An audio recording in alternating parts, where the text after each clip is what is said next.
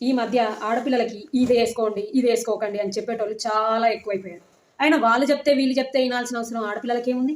వాళ్ళకి నచ్చినయి యేసుకుంటారు బయ్. వాళ్ళకి ఆ మాత్రం ఫ్రీడమ్ లేదా? అరే నచ్చిన బట్ట కట్టుకునే ఫ్రీడమ్ గూడా లేదా ఆడపిల్లలకి? ఇదే ముక్క వీళ్ళు మగపిల్లలకి చెప్పమంటే చెప్తారా? చెప్పరు. ఎందుకంటే వాళ్ళు ఎక్కడికి పోయినా పైనుంచి కింది దాకా మొత్తం నీట్‌గా కవర్ చేసుకొనొస్తారు గదా! వాళ్ళకి జెప్పే అవసరం ఏముంది? ఈ విషయంలో మాత్రం మగపిల్లలకి 100 ఔట్ ఆఫ్ 100 వస్తాయి. మనసులేమున్నా బయటికి మాత్రం నీట్‌గా డ్రెస్ చేసుకొని, మొత్తం కవర్ చేసుకొనొస్తారు. ఇక ఆడపిల్లలకి కొంచెం ఆప్షన్స్ ఎక్కువ కాబట్టి కొంచెం కన్‌ఫ్యూజ్ అవుతారంతే. ఆ కన్‌ఫ్యూజన్ క్లియర్ చేసుకోవడానికి ఒక మంచి సొల్యూషన్ ఉంది. అదేంటంటే మన పేరెంట్సే. అవును. ఇప్పుడు ఎలాగైతే మగపిల్లల తల్లిదండ్రులు వాళ్ళకి చిన్నప్పటి నుంచి నాన్న మీ అమ్మని, అక్కని, చెల్లని ఇంట్లో ఏ విధంగా, ఏ దృష్టితో చూస్తావో అలాగే బయట ఆడవాళ్ళని కూడా నీ ఫ్రెండ్స్‌నైనా సరే అదే దృష్టితో చూడాలి నాన్న. అంతే రెస్పెక్ట్‌ఫుల్‌గా వాళ్ళతో మాట్లాడాలి నాన్న అని చెప్తారు గదా!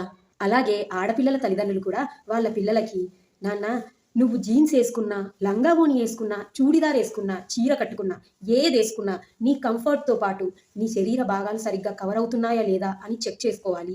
సరిగ్గా కవర్ చేసుకోవాలి అని చెప్పాలి. ఇక అలా చెప్పని పేరెంట్స్ గురించయితే మనం మాట్లాడుకోవడం వేస్ట్ అనుకోండి. వాళ్ళని పక్కన పెట్టేద్దాం. దీనిలో కన్‌ఫ్యూజ్ అవ్వాల్సిందేం పెద్దగా లేదండి.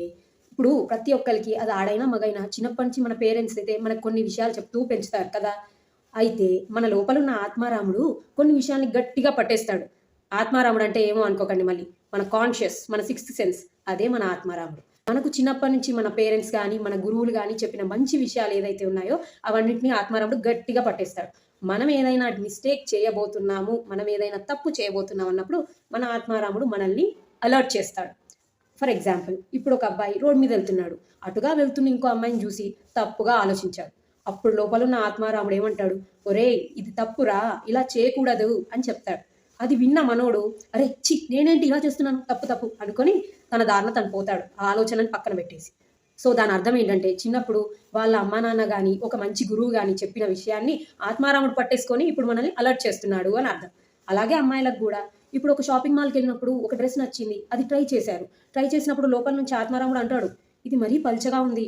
కరెక్ట్ కాదు. నీ శరీర భాగాలు బయటికి కనిపిస్తున్నాయి. ఇది వద్దమ్మా" అని చెప్తుంది. అప్పుడు మనం మన ఆత్మారాముడి మాట వినాలి.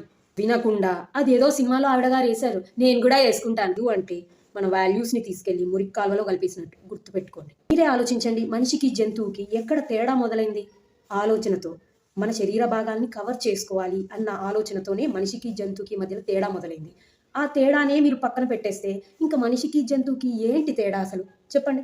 సో, లైఫ్‌లో ఎవరో చెప్పిన విషయాలు వినాల్సిన అవసరం మనకస్సలు లేదు. జస్ట్ మన పేరెంట్స్, మన గురువులు, మంచి గురువులు చెప్పిన మాటని ఇక్కడ పెట్టేసుకుంటే సరిపోతది. లైఫ్ అంతా అవే మనల్ని నడిపిస్తాయి.